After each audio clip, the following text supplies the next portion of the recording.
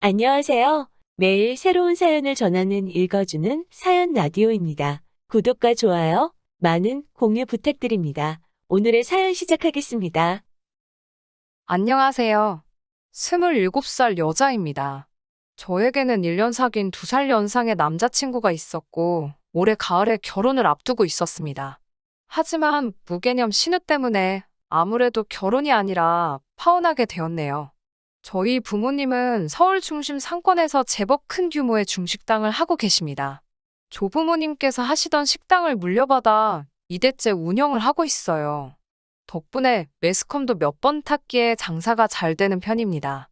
그리고 저는 부모님께 충분한 경제적 지원을 받아 어려서부터 큰 어려움 없이 잘할 수 있었습니다. 서울에서 중위권 대학을 나와 취업하기가 쉽지 않더라고요. 그래서 1년간 공무원 시험 준비를 했고 구급 공무원이 되었습니다. 안정적인 직장이었기에 부모님은 매우 좋아하셨지만 제가 원하는 길이 아니더라고요.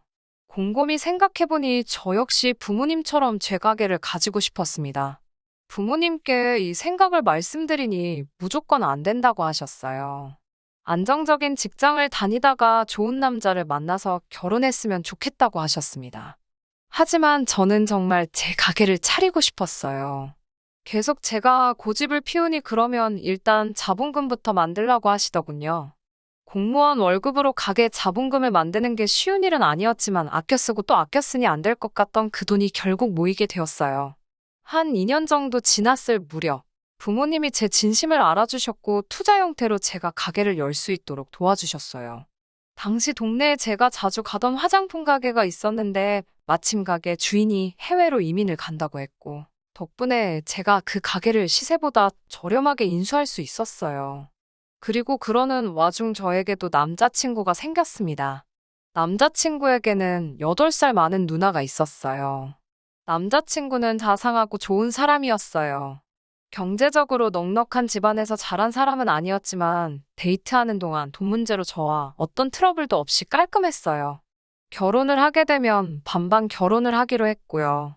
그런데 시댁 쪽에서 저희 집안이 어느 정도 여유가 있으니 결혼에 관한 전반적인 부분에서 저희 쪽이 더 많이 부담하기를 노골적으로 바라더라고요. 하지만 남자친구가 먼저 나서서 저희는 반반 결혼을 하기로 했으니 더 이상 그렇게 말씀하지 말라고 칼같이 선을 그어줬습니다. 그래서 저도 크게 걱정하지 않았어요. 시부모님도 더는 말씀하지 않으셨고요. 그런데 문제는 신우였어요.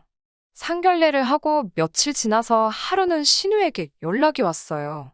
신우는 저에게 아무리 젊은 사람 둘이 반반 결혼을 하기로 했다지만 우리 집 사정 뻔히 알면서 그러는 건 좀 아니지 않냐고 하더라고요. 그러면서 경제적 여유가 있는 쪽이 좀 더 부담하는 게 뭐 어때서 그렇게 인색하게 구냐더군요. 자기 동생이 워낙 빠지는 게 없는데 경제적인 서포트까지 받을 수 있으면 좋을 것 같아서 저랑 결혼하는 걸 허락한 거라고요. 그 말을 듣는데 얼마나 불편하고 어이가 없던지요. 하지만 그래도 남자친구의 누나니까 최대한 정중하게 이미 반반 결혼하기로 둘이서 이야기가 끝났으니 저희 의견을 존중해 주시면 좋겠다고 보냈습니다. 그러자 신우는 계속해서 있는 사람이 더 내면 되지. 한 가족이 될 건데 왜 그렇게 칼같이 나누려고 하냐고. 남자는 군대까지 갔다 오니까 돈 모으기 더 힘든 거 모르냐고 뭐라고 하더라고요. 제가 남자친구 연봉이나 제가 버는 돈이나 절대 크게 차이 나지 않는다고. 왜 이런 이야기를 형님이랑 해야 되는지 모르겠다고 하니 신우가 우린 더 할 말 없으니 니네가 돈을 더 내라고 말하더군요. 니네라는 표현을 듣는데 순간 제 귀를 의심했어요. 이 연락 그대로 녹음을 해서 남자친구한테 보낼까도 했지만 결혼 전에 서로 감정 상하고 얼굴 붉히기 싫어서 제 선에서 어떻게든 정리하려고 했어요. 주변 친구들도 결혼 전부터 신우한테 밉보이면 답 없다고 그냥 돈 좀 더 쓰고 털어버리라고 하더라고요. 남자친구에게 최대한 상황을 순화해서 알리면서 벌써 신우 노릇을 하려는 것 같은데 나는 예예하면서는 못 사니까 집 혼수 다 해주는 그런 여자 찾으라고 했어요. 그러자 남자친구가 그건 누나 생각일 뿐이고 자기랑은 전혀 상관없다고 펄쩍 뛰더라고요. 남자친구가 신우에게도 확실히 말해놓겠다고 했고요. 확실히 말하긴 했는지 신우한테 더 이상 별다른 연락이 없기에 이제 모든 게 해결된 줄로만 알았습니다. 그런데 며칠 전 정말 황당한 일이 있었어요. 제 화장품 가게에 신호가 왔었던 거죠. 가게는 남자친구에게 지나가는 말로 물었고 남자친구도 별 생각 없이 말해줬대요. 신호가 와서 비싼 기초 제품부터 잔뜩 골라서 카운터로 오더니 알바생한테 자기가 여기 사장 가족이라며 돈을 안 내도 된다고 하더래요. 당연히 알바생이 듣기에도 말이 안 되니까 그래도 계산은 해야 된다고 안내를 했답니다. 그러자 알바생한테 상소리를 하면서 니네 사장이 이런 교육도 안 시키냐면서 사장 부르라고 난리를 쳤더군요. 결국 알바생이 저한테 전화를 했고 전화상으로 인상착의를 들으니 대충 들어도 신호였어요. 제가 당장 가게에 가볼 상황도 못 되고 알바생은 무슨 죄인가 싶어서 일단 뭐뭐 가져갔는지 기록만 해두고 그냥 보내라고 했어요. 전화를 끊고 나서 이게 무슨 말도 안 되는 상황인가 싶어 한참을 넋이 나가 있었습니다. 아직 결혼도 안 했는데 나를 뭘로 보고 이러나 싶더라고요. 남자친구한테도 말하지 않고 혼자 며칠을 고민했어요. 이 결혼을 해야 하나 말아야 하나 싶어서요. 고민 끝에 파혼을 할 때 하더라도 신우에게 할 말은 해야겠더라고요. 신우에게 전화를 했습니다. 신우에게 저희 가게 오셔서 물건 가져가신 것 때문에 전화드렸다고 하자 대뜸 직원 교육 똑바로 시키라고 하더라고요. 자기가 그렇지 않아도 너무 기분이 나빴다면서 연락하려던 참이었대요. 어떻게 자기를 거기에 10분도 넘게 서 있게 할 수 있냐면서요. 황당했지만 그게 요점이 아니었기 때문에 신우에게 직원은 잘못한 거 없다고 딱 잘라 말했습니다. 그러면서 제가 신우가 가져간 물건들은 일단은 제 돈으로 채워 넣었고 제가 계좌번호 보내드릴 테니까 거기로 돈 보내주시면 된다고 했어요. 그러자 신우가 황당하다는 듯이 아니 가족끼리 필요한 게 있으면 서로 주고받고 하는 거지 무슨 소리를 하는 거냐고 하더군요. 저도 이 가게 부모님이 투자해 주신 거고 저도 사장으로서 가게 매출에 신경 써야 하는 거라고 저 이거 취미로 하는 거 아니에요. 자선 사업도 아니고요라고 맞받아쳤습니다. 그리고 신우 말대로 우리가 가족이면 서로 더 팔아줘야 하는 거 아니냐고 따졌어요.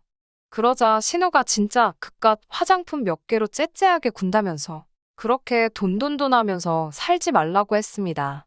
시집 오면 자기가 하나부터 열까지 다 가르쳐야겠다며 걱정이라고 덧붙이면서요. 저도 결국 저 땅 파서 장사하는 거 아니라고 화장품 사러 오시는 거 아니면 아이 쇼핑이라도 오지 마시라고 했어요. 형님한테 안 팔아도 제가 먹고 사는데 지장 없다고요. 아니, 오히려 그렇게 그냥 가져가면 제가 손해라고요. 그러자 신우가 예의가 있네 없네 돈 좀 있다고 유세 부리네 그러면서 싸가지가 어쩌고 저쩌고 소리를 질러대더군요. 말 같지도 않은 소리 듣고 있기도 싫어서 네 알겠습니다 하고 전화 먼저 끊어버렸어요. 그리고는 남자친구한테 전화해서 화장품 가져간 일부터 전부 다 이야기했습니다. 그러면서 너랑 결혼 못하겠다고 네 누나 미친 거 아니냐고요. 남자친구는 그럴 리가 없다면서도 저한테 몇 번이고 미안하다고 자기가 다시는 이런 일 없게 하겠다고 했고요. 하지만 곰곰이 생각해봐도 그 신우랑 한 가족이 돼서 부대끼며 살 자신이 없더라고요. 처음에는 홧김에 한 말이었지만 점점 결심이 확고해졌어요. 결국 친정 부모님께 그동안 신우와 있었던 일을 얘기하곤 결혼 못하겠다 하니 부모님도 경악하시며 잘 생각했다고 하시더군요. 이혼보다는 파혼이 낫다고요. 남자친구를 사랑하긴 하지만 저런 신우까지 가족으로 품을 수는 없었습니다. 남자친구와 시댁에서는 줄기차게 전화가 번갈아 가며 왔지만 하나도 받지 않았습니다. 며칠 뒤 생각지도 못한 사람을 가게 앞에서 만났습니다. 신우가 가게 앞으로 찾아왔더라고요. 도끼 눈을 하고 저를 몇 초간 노려보더니 얘기 좀 하자고 하더라고요. 가게 앞에서 이야기를 하기도 뭐해서 근처 카페로 갔더니 뭐 씹은 표정으로 저를 째려보면서 한다는 말이 그깟 화장품 몇 개 준 게 그렇게 아깝냐고 묻더라고요. 그깟 화장품 예단할 거 미리 했다 생각하면 될 걸 이렇게 일을 크게 만드냐고 하더라고요. 그러면서 지금이라도 죄송하다고 하면 내가 다시 결혼 진행해도 된다고 허락해 주려고 했는데 안 되겠다며 으름장을 놓더라고요. 저도 이제 질세라 그쪽 허락 같은 거 필요 없고요.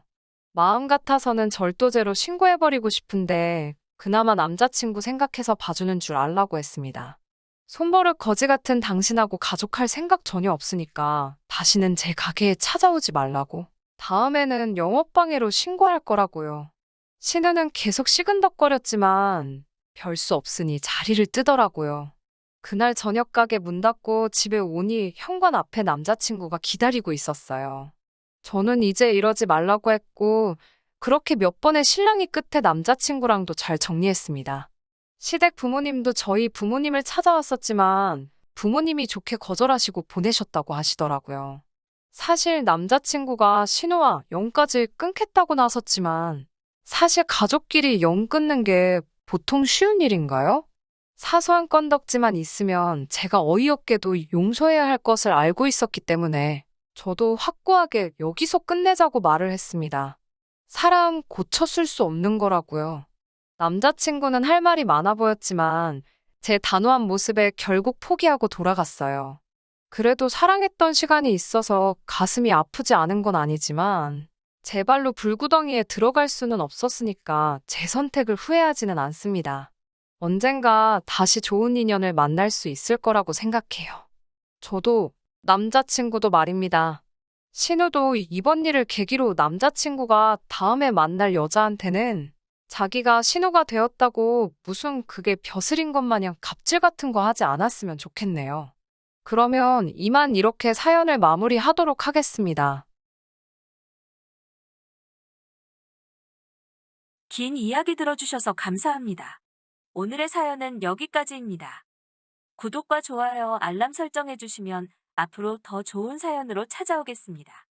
감사합니다.